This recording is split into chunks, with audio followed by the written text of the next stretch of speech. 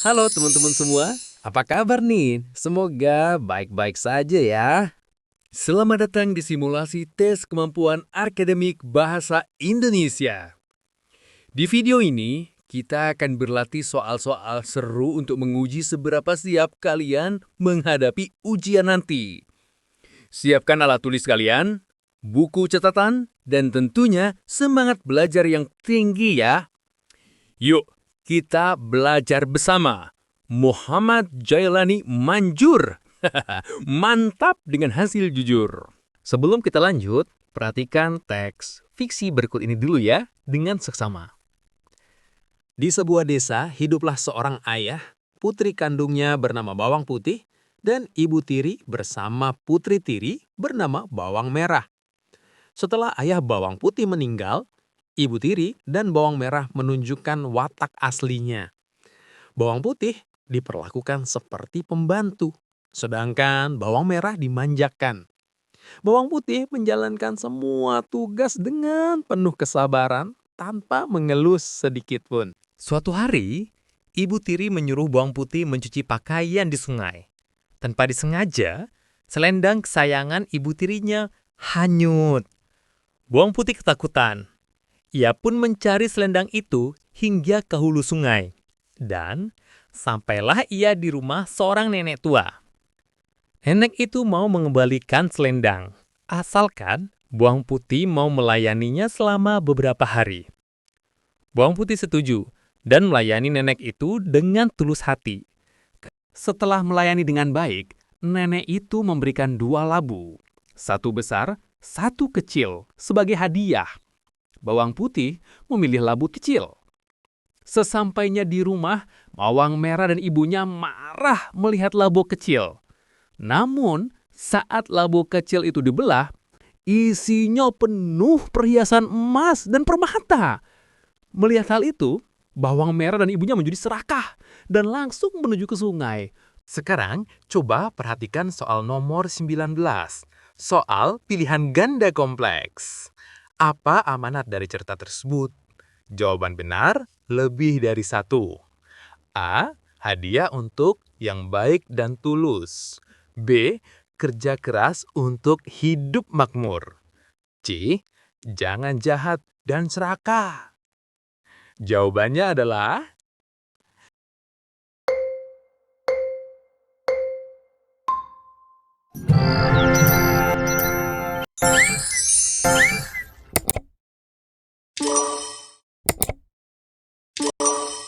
Jawabannya adalah pilihan A dan C benar.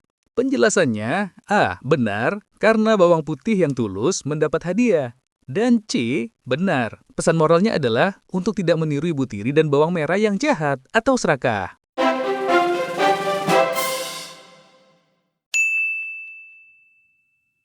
Sekarang coba perhatikan soal nomor 20.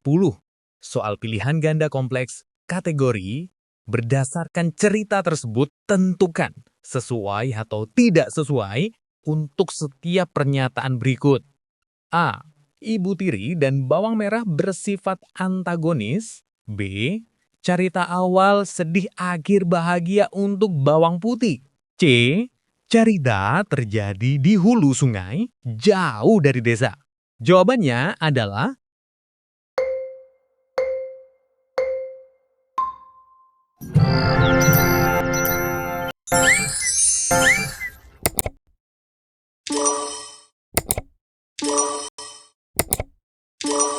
Jawabannya adalah A sesuai, B sesuai, C tidak sesuai.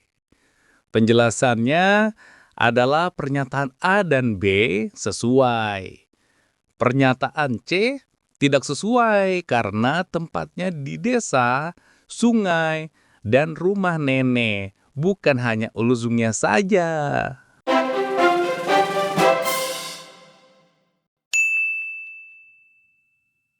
Sekarang coba perhatikan soal nomor 21. Soal pilihan ganda. Apa peristiwa yang mengubah nasib bawang putih? A. Ayah kandung meninggal. B. Ia tersesat dan bertemu nenek di hulu sungai. C. selendang Ibu Tiri hanyut? D. Ia diperlakukan seperti pembantu oleh Ibu Tiri? Jawabannya adalah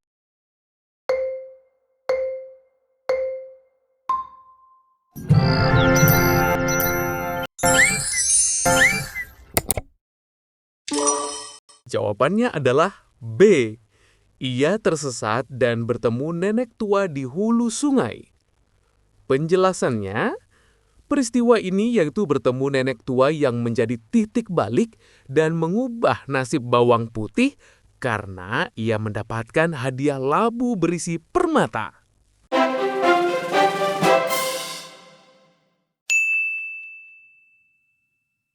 sekarang baca puisi di bawah ini terlebih dahulu ya, lalu jawab pertanyaannya dengan tepat.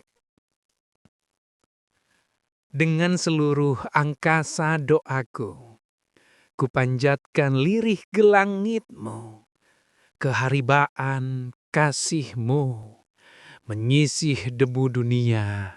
Sekarang coba perhatikan soal nomor 22. Soal pilihan ganda. Apa majas larik pertama puisi di atas? A. Hiperbola. B. Metafora. C. Personifikasi. D. Aliterasi. Jawabannya adalah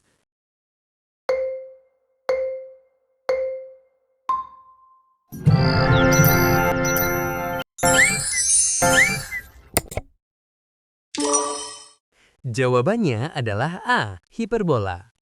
Penjelasannya adalah, hiperbola adalah majas yang melebih-lebihkan. Seluruh angkasa doaku berarti doa yang sangat banyak atau agung yang dilebih-lebihkan.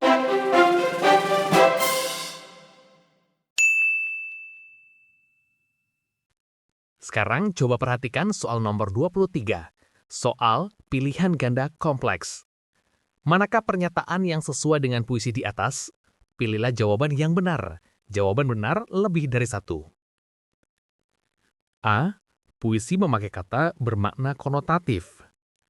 B. Tema puisi tentang perjalanan. C. Kata dampar berarti kursi singgasana. Jawabannya adalah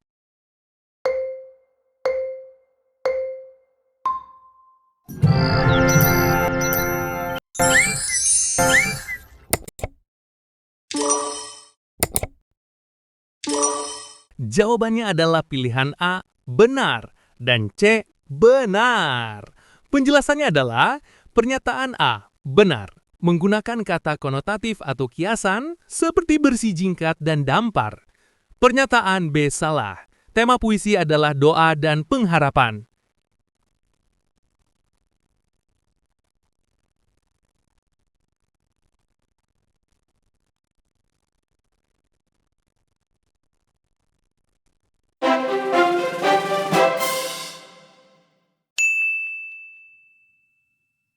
Nah, sebelum menjawab pertanyaan, perhatikan teks fabel berikut ini dulu ya, dengan saksama. Gajah yang merasa dirinya paling besar dan kuat, sangat suka mengganggu penghuni hutan yang lebih kecil. Suatu hari, ia menertawakan seekor semut yang sedang kesulitan membawa sepotong makanan. Semut itu merasa sakit hati dan memohon kepada gajah agar tidak sombong. Gajah hanya tertawa dan menyemprotkan air ke arah semut. Semut pun mengumpulkan teman-temannya. Malam harinya, saat gajah sedang tertidur pulas, ribuan semut masuk ke telinga dan berlalainya. Gajah terbangun dengan kesakitan hebat. Ia meraung kesakitan dan memohon ampun. Semut-semut keluar setelah gajah berjanji tidak akan sombong dan mengganggu lagi. Sejak saat itu, gajah menjadi makhluk yang rendah hati dan menghargai semua penghuni hutan. Sekarang, coba perhatikan soal nomor 224 ya. Soal pilihan ganda kompleks kategorik. Berdasarkan cerita tersebut, tentukan sesuai atau tidak sesuai untuk setiap pernyataan berikut. A. Gajah sombong rugikan diri. B. Semut tunjukkan persatuan kuat. C. kita tiru gajah yang rendah hati? Jawabannya adalah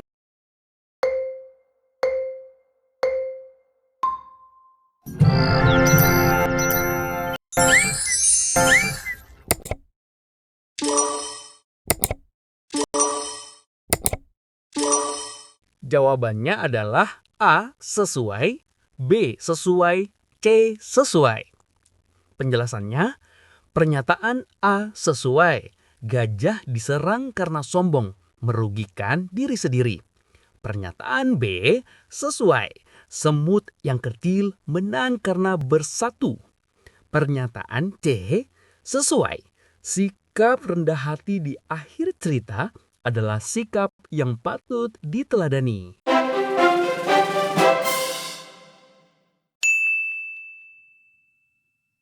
Sekarang, coba perhatikan soal nomor 25. Soal pilihan ganda. Apa konflik batin yang dialami oleh gajah? A. Tidak enak hati ganggu semut. B. Sakit hati setelah diejek semut. C. Bersalah buat semut menderita. Atau D. Takut dan sakit saat diserang semut. Jawabannya adalah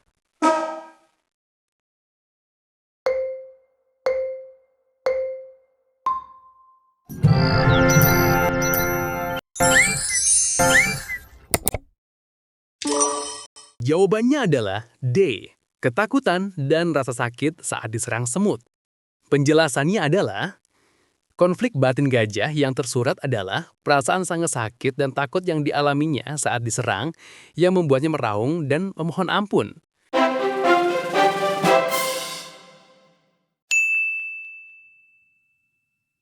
Wah, hebat! Kamu sudah menyelesaikan latihannya sampai akhir. Tulis di kolom komentar soal nomor berapa yang masih bikin bingung. Nanti kita bahas di video berikutnya. Terus berlatih, jangan takut salah. Saya Muhammad Jailani Manjur. Wassalamualaikum warahmatullahi wabarakatuh.